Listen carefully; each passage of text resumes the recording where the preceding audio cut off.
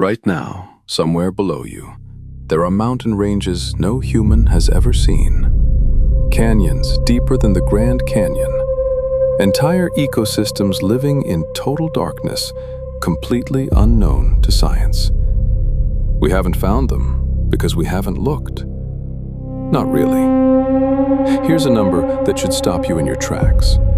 Humans have visually laid eyes on less than 0.001% of the deep ocean floor.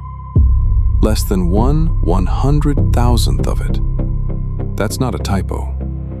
And by the end of this video, you'll understand exactly why, and why it matters more than almost anything else we're not paying attention to.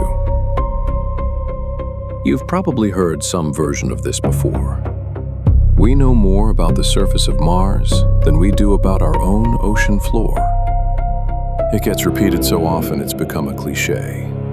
But almost nobody explains why it's actually true, or just how true it is. Mars has been mapped almost entirely in high resolution from orbit. We have detailed elevation maps of nearly the whole planet. Our own ocean floor? As of last year, only about 29% of it had been mapped even at a basic resolution level, using sonar from the surface, without a single human eye actually seeing it. Mapping and seeing are two very different things. And that gap between mapping and seeing is where this story really begins.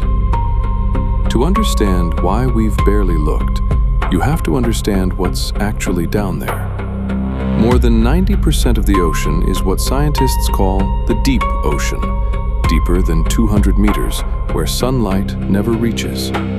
Beyond that darkness, there's another problem: pressure. At the deepest points of the ocean, the pressure pressing in on a submersible, or a human body, is roughly 1,000 times greater than the air pressure at sea level. Scientists sometimes describe it this way. Imagine the weight of an elephant standing on a single point on your body. That's the kind of force engineers have to design against just to send a camera down there and bring it back intact. So instead of sending people, we mostly send robots, remotely operated vehicles, tethered to ships by cables, controlled by pilots sitting in dry rooms far above, watching through a live video feed. It works. But it's slow, it's expensive, and every single mission only covers a tiny patch of an unimaginably large area. To put the scale in perspective, researchers who tried to calculate exactly how much of the deep sea floor humans have ever visually observed, combining over 40,000 expeditions going back to 1958, came up with an area roughly the size of Rhode Island. Out of an ocean floor larger than every continent on Earth combined. That's the entire 70-year history of deep-sea exploration. One small state's worth of seafloor actually seen. Here's what makes this almost unbearable. Every time we do look, even at this tiny scale, we find something that rewrites what we thought we knew.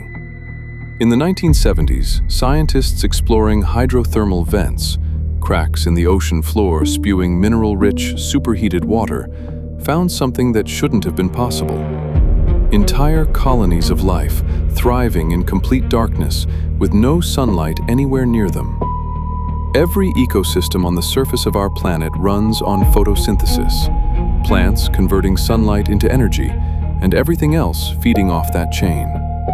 But these vent communities didn't need the sun at all. Microbes there were converting chemicals from the vents directly into energy, a process called chemosynthesis. An entirely separate way for life to exist, hidden from us for the planet's entire history, until we happened to look in the right place.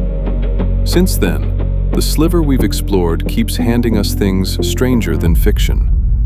Underwater lakes with their own shorelines, sitting inside the ocean. Creatures that live comfortably at crushing depths that would instantly kill a human. Entire species that look like nothing evolved anywhere else on Earth.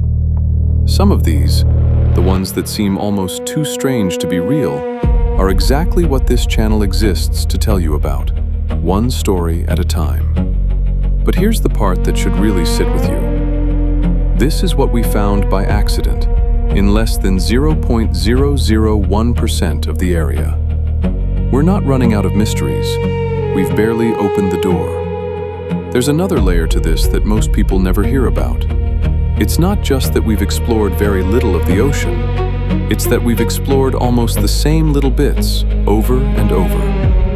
Researchers mapping 7 decades of deep-sea expeditions found that the vast majority of them happened within just 200 nautical miles of a handful of wealthy nations, mainly the United States, Japan, and New Zealand.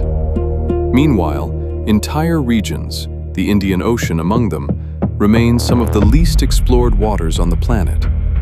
Not because they're less interesting, simply because exploring the deep ocean is expensive, and the countries with the resources to do it have mostly been looking in their own backyards. So the unexplored ocean isn't just a scientific gap. It's also a story about which parts of our planet get studied and which get quietly ignored, and what we might be missing as a result. So the next time someone tells you the ocean has been fully explored, that we've found everything worth finding, you'll know the real number. Less than 0.001% actually seen. Less than a third even mapped at all. This isn't a story about an empty ocean. It's the opposite. It's a story about how much is still waiting. Species we haven't named, ecosystems we haven't imagined, mysteries that are sitting there right now, completely indifferent to whether we ever come looking.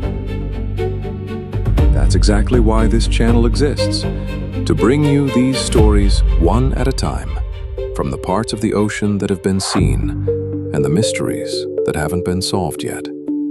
If this pulled you in, there's more waiting for you.